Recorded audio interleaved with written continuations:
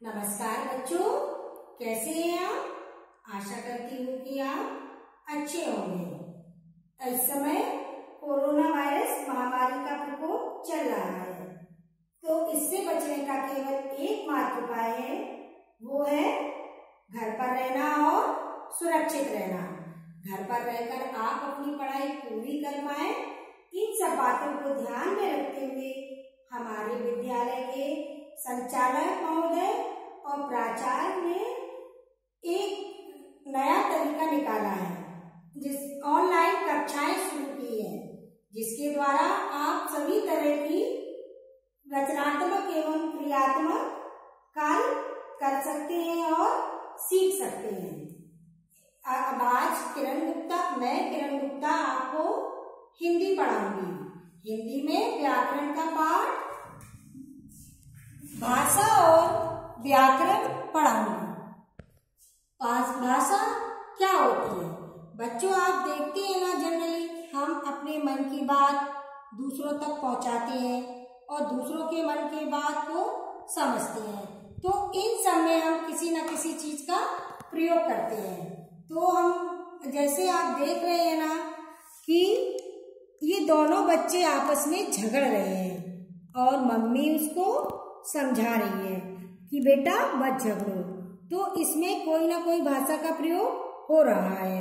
कोई तमिल में बात करता है, कोई पंजाबी में, तो कोई मराठी में। इसी तरह कुछ लोग अपनी बात लिखकर प्रकट करते हैं। जैसे इस चित्र में मैडम अपनी बात ब्लैक बोर्ड पर लिखकर बच्चों को समझा रही हैं, और जो बोल नहीं पाते हैं तो वो कुछ बच्चे अपने इशारे के द्वारा बात समझाते हैं। जैसे इस चित्र में आप देख रहे हैं कि एक सिपाही आपको इशारा दे रहा है और उससे के इशारे से गाड़ियां आ जा रही हैं। तो ये कौन सी भाषा है? सांकेतिक भाषा है। तो अर्थात इस प्रकार हम कह सकते हैं कि जिस साधन से हम अपने विचार या भाव बोलकर या लिखकर प्रकट करते हैं, उसे भाषा कहते हैं। अब भाषा में हम प्रमुख चीज क्या होती है कि भाषा की कोई भी भाषा हम बोलना और सुनना, पढ़ना और लिखना। तो इस प्रकार हम कह सकते हैं कि भाषा के 4 कौशल होते हैं। कौन कौन से? बोलना, सुनना, पढ़ना और लिखना। अब इसमें देखिए बच्चों, बोलना और सुनना ये भाषा का मौखिक रूप कहलाता है। जैसे आपने यहाँ देखा ना कि ये दोनों आपस में बातचीत कर रहे हैं। कौन सी भाषा में? बोलकर बातचीत कर रहे हैं। तो कौन सी भाषा हुई? मौखिक भाषा हुई। और इसमें मैडम ने लिखकर बताई है अपनी बात, तो इसमें ये कौन सी भाषा हुई? लिखित भाषा हुई। तो पढ़ना और लिखना भाषा का लिखित रूप कहलाता है। अतः हम किस प्रकार कह सकते हैं? बोलकर अपनी बात कहना भाषा का मौखिक रूप कहलाता है। वाद विवाद, बातचीत, कहानी कहना आदि भाषा के मौखिक रूप है।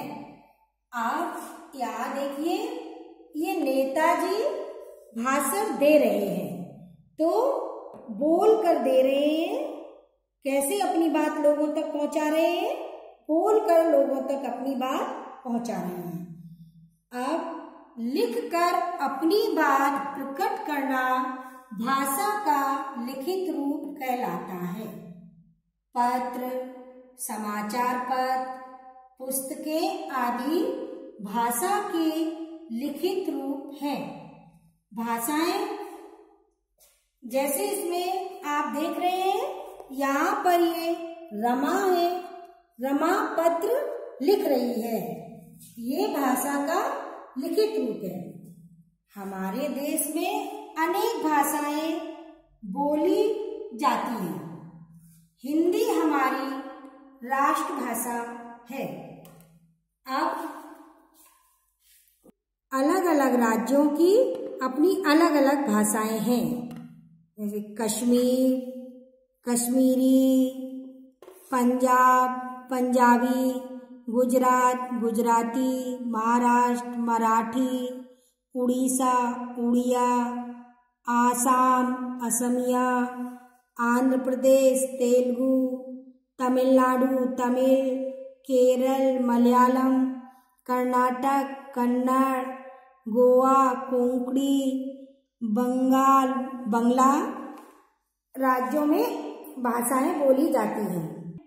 इन सभी भाषाओं को लिखने के लिए ध्वनियों के लिए अलग अलग चिन्ह निश्चित किए गए हैं, उन्हें लिपि कहते हैं। या हम इस प्रकार कह सकते हैं कि भाषा को लिखने के लिए निश्चित किए गए चिन्हों को लिपि कहते हैं। हिंदी की लिपि देवनागरी है, गुजराती, पंजाब की पंजाबी, उर्दू की लिपि फारसी, अंग्रेजी भाषा की लिपि रोमन है। दूसरा पाठ व्याकरण पढ़ेंगे। व्याकरण क्या है?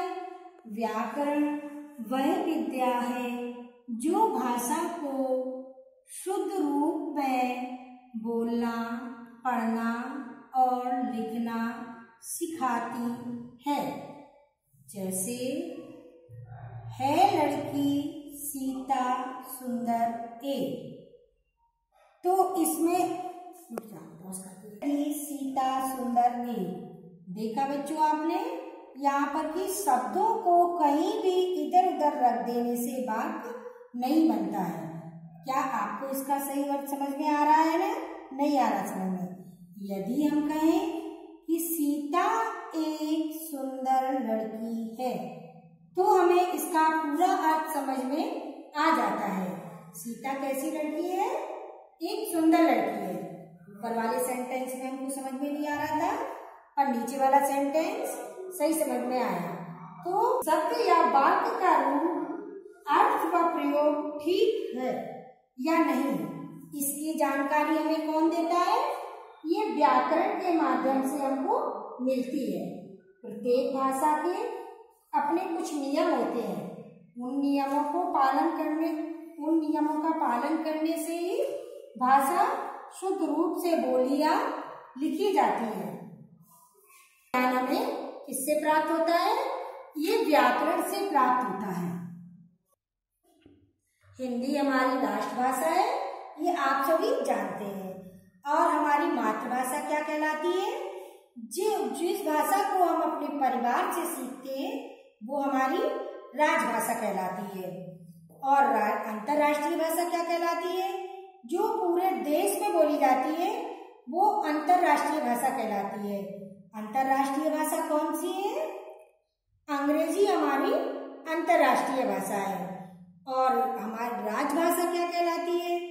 जो सरकारी कामकाज हमारे राज्य में होते हैं, जिस भाषा में सरकारी कामकाज होते हैं वो हमारी राजभाषा कहलाती है।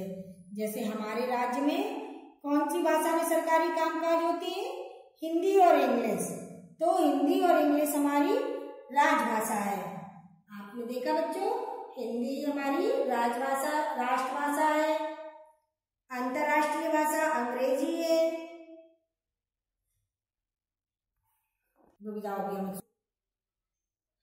जानते हो बच्चों, हिंदी दिवस कब मनाया जाता है? हिंदी दिवस प्रत्येक वर्ष 14 सितंबर को मनाते हैं हम। क्यों मनाते हैं हम? क्योंकि 14 सितंबर 1949 को हमारी हिंदी भाषा को संविधान में राष्ट्रीय भाषा का दर्जा मिला था। राष्ट्रीय भाषा का दर्जा मिला था, इसीलिए हम प्रत्येक वर्ष 14 सितंबर को हिंदी दिवस के रूप में मनाते हैं। आओ बच्चों दोहराएं। भाषा के द्वारा हम आपस में विचारों का आदान प्रदान करते हैं। भाषा के 2 रूप होते हैं, मौखिक और लिखित। भाषा को लिखने के चिन्हों को लिपि कहते हैं। सभी भाषाओं की अपनी अपनी लिपियां होती हैं। हिंदी भाषा देवनागरी लिपि में लिखी जाती है। व्याकरण से भाषा के शुद्ध रूप का ज्ञान होता है। आओ बच्चों कुछ अभ्यास करें। सही कथन के सामने राइट और गलत के सामने रॉन्ग का चिन्ह लगाओ।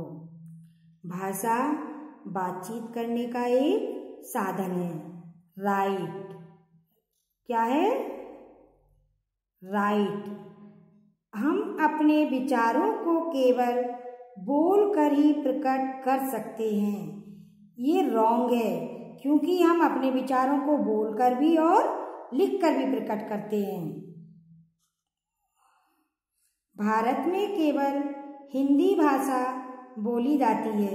ये भी रॉन्ग है, क्योंकि भारत में कई तरह की भाषाएं बोली जाती हैं।